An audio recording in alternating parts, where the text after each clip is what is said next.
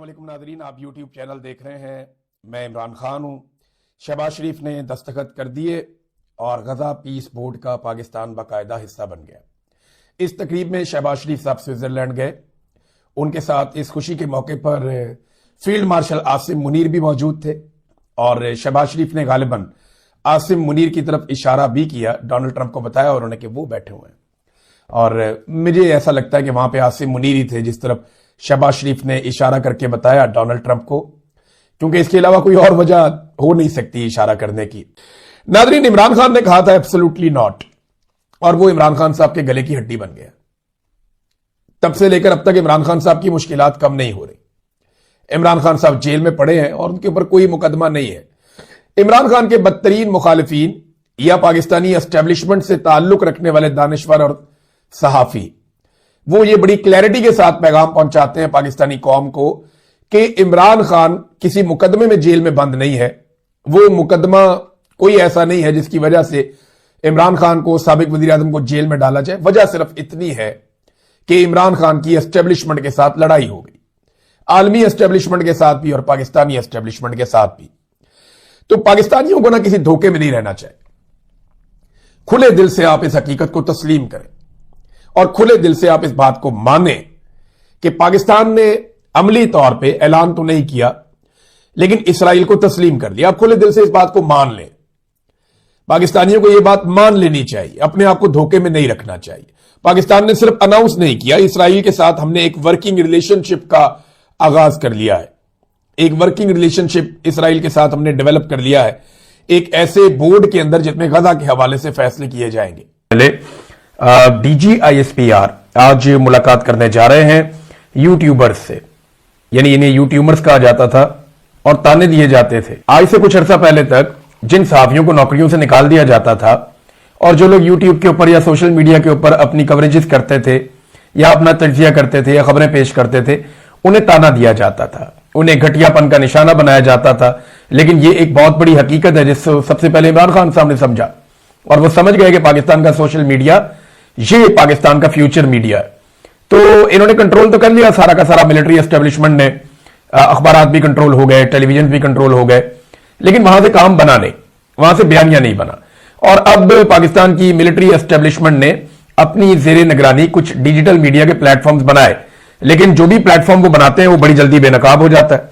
सबको पता चल जाता है कि ये प्लेटफॉर्म उनका, और फिर उसके बाद वो प्लेटफॉर्म भी फारिग हो जाता है। तो अब जनाब उन्होंने यूट्यूबर से मुलाकात करने का फैसला किया। बहुत सारे यूट्यूबर्स को ये दावत दी गई पहले, फिर उन्हें कंफर्मेशन की कॉल आई और उन सबसे कहा गया कि DGISPR आपसे मुलाकात करेंगे। अब क्योंकि मैं भी यूट्यूब के ऊपर वीडियो करता हूं, साबिर शाकिर भाई भी करते हैं, मोहित पीरजादा साहब भी करते हैं और बहुत सारे लोग हैं वो भी करते हैं। अब वजाहत सईद खान साहब हैं वो भी यूट्यूब पे करते हैं।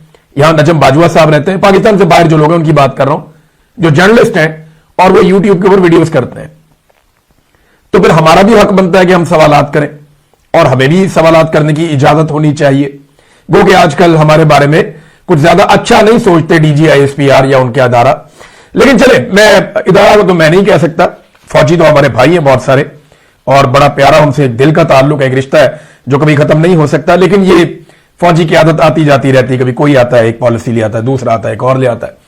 ये नौजवानों से भी जा जाकर मिलते हैं कॉलेजेस में। तो चंद सवालात हैं जो इनके सामने जरूर रखे जाने चाहिए। तो जो हमारे दोस्त जा रहे हैं उनसे गुजारिश है कि ये 12 सवालात हैं जो मैं आपके सामने रख रहा हूं, ये आप DGISPR से जरूर पूछें। और अगर DGISPR का महकमा ये सुन रहा है और मुझे पता है मेरी वीडियो वो सुनते हैं, तो वो ये 12 सवालात लिखकर DGISPR के सामने रख दें। मैं उम्मीद करता हूं कि वो इनके जवाब दे देंगे।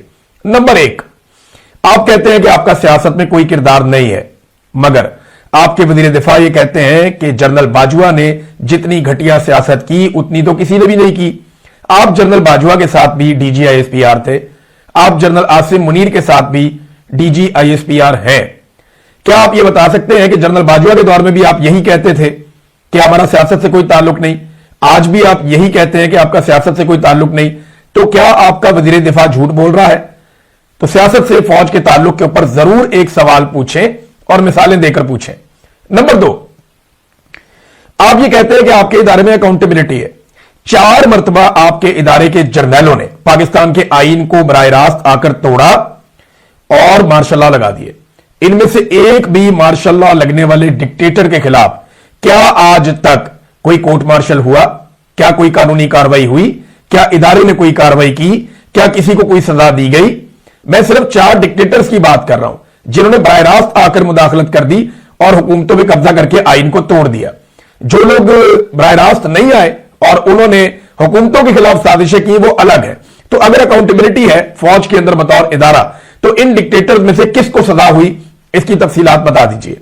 नंबर 3, हमेशा सियासतदान ही जेलों में क्यों जाते हैं?